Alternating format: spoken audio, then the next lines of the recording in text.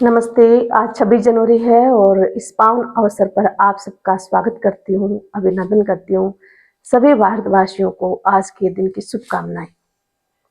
आज बड़े ही राष्ट्रीय पर्व है, गर्व की बात है, हम सब मना रहे हैं। हमारा देश भारत का जो संविधान है 26 जनवरी 1950 को लागू हुआ था। आज ही के दिन हमारे देश का जो संविधान स्वर्ण अक्षरों में लिखा गया था, तो हमारा कर्तव्य बनता है कि विशेष रूप से संविधान निर्माताओं में डॉक्टर भीमराव अंबेडकर जी, डॉक्टर राजेंद्र प्रसाद जी और पंडित नेहरू, अन्य कई नेताओं के प्रति कृतज्ञता प्रकट करने का अवसर है।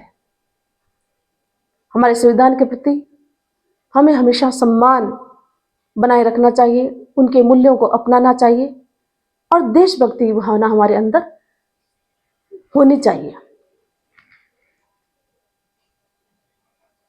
एक पंक्ति मैं आपको बताती हूँ कि अनेकता में एकता, अनेकता में एकता भारत की पहचान है। अनेकता में एकता भारत की पहचान है। यही हमारे देश की शान है, यही हमारे देश की शान है। और इस अवसर पर मैं आपके सामने देशभक्ति की दो पंक्तियां गाना चाहूंगी। मुझे अच्छे से गाना तो नहीं आता, पर मेरा आज मन इतना भाव विभोर हो गया कि मेरा मन गाने को हुआ। तो ये पंक्तियां इस प्रकार से हैं। सरफरोशी की तमन्ना आज हमारे दिल में है, सरफरोशी की तमन्ना आज हमारे दिल में है। देखना है जोर कितना बाजुए कातिल में है, देखना है जोर कितना बाजुए कातिल में है। ये पूरा मैं देशभक्ति गीत नहीं गाऊंगी, परंतु इन दो पंक्तियों को किसने गाया था? हमारे देश के महान स्वतंत्रता सेनानी राम प्रसाद बिस्मिल द्वारा गाया गया, जो कि हमारे देश क्रांतिकारियों के लिए, स्वतंत्रता सेनानियों के लिए प्रेरणा का स्रोत बने। आज भी देशभक्ति और बलिदान की भावना को जीवंत कर देती है। साथ ही